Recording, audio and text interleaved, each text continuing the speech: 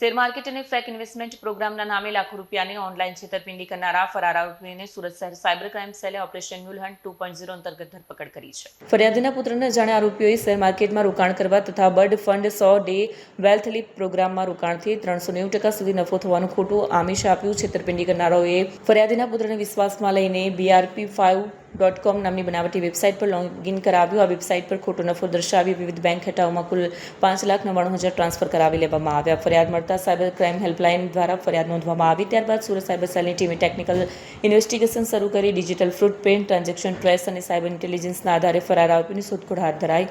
કાયદેસરની પ્રક્રિયા અનુસાર બંને આરોપીઓ ઝડપી લેવામાં આવ્યા છે. સાયબર સેલે નાગરિકોને અપીલ કરી છે કે અતિશય નફાના વચનો વચ્ચે તાત્કાલિક સાયબર ક્રાઇમ હેલ્પલાઇન પર ફરિયાદ નોંધાવી. કેમેરામેન હકીમ શેખ સાથે વસીમ હાસમીનો report, Azad news, Surat. Operation mule hunt 2.0 અંતર્ગત એક ઇન્વેસ્ટમેન્ટ ફ્રોડનો ગુનો નોંધવામાં આવ્યો હતો, જેના નાસ્તા ફરતા આરોપી પંકજ રમાનીની ધરપકડ સાયબર સેલ સુરત શહેર દ્વારા કરવામાં આવી છે સુરતથી. અને આ સિવાય બીજા પણ જે ગુનો ઇન્વેસ્ટમેન્ટ ફ્રોડનો ગુનો નોંધવામાં આવ્યો હતો ઓપરેશન મ્યુલ હન્ટ 2.0 દરમિયાન, એમાં પણ જે પંકજ રામાણી છે એક નાસ્તો ફરતો આરોપી છે. તો એમ કરીને બે ગુનામાં એમની ભૂમિકા છે. એમની ભૂમિકા એમ વચેટિયા જેવી છે કે જે અકાઉન્ટ હોલ્ડર છે એમની પાસેથી કમિશન પેટે અકાઉન્ટ લેતો હતો અને પછી ઉપરા જે ફ્રોડ કરનાર જે ગેંગ છે એમને આપવામાં આવતો હતો. આ જે અકાઉન્ટ આમાં ઇન્વોલ્વ છે, આમાં 2,17,00,000 ટ્રાન્ઝેક્શન થયું છે અને NCCRB પોર્ટલમાં આ અકાઉન્ટની સામે 37 NCCRB કમ્પ્લેન્ટ્સ આખા દેશમાં નોંધવામાં આવી છે. અને હાલ આ ચેન તો આપણી પૂરી થઈ ગઈ, પણ આ સિવાય આ જે અમાઉન્ટ છે તો એની રિકવરી માટે અમારી પ્રયાસ જે છે એ ચાલુ છે.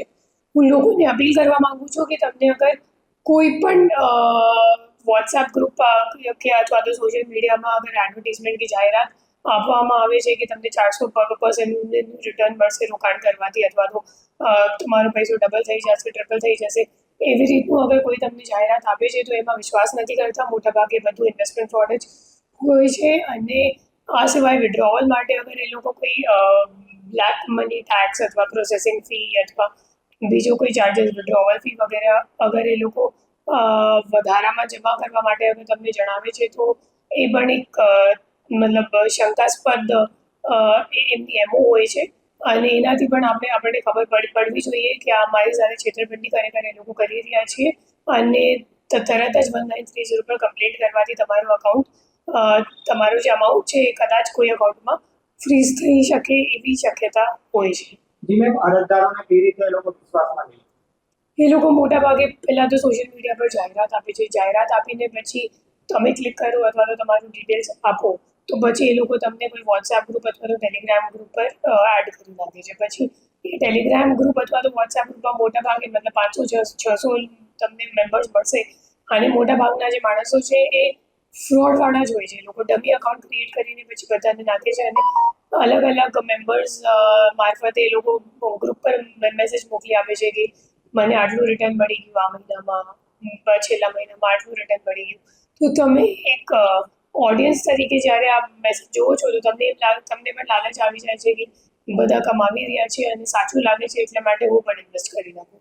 તો એવી રીતે માણસ ટ્રેપમાં આવી જાય છે. પંકજ રમાણી આ ઇન્વેસ્ટમેન્ટ ફ્રોડના ગ્રુપમાં તો સંકળાયેલ છે. આ સિવાય એમની એક ગુનાહિત ઇતિહાસ છે, જેમાં ઉમરા પોલીસ સ્ટેશનમાં કોરોનાના વખત જે કોરોનાની વેક્સિનની બ્લેક માર્કેટિંગ એક કેસ ઉમરા પોલીસ સ્ટેશનમાં પણ એમની વિરુદ્ધ નોંધવામાં આવી છે.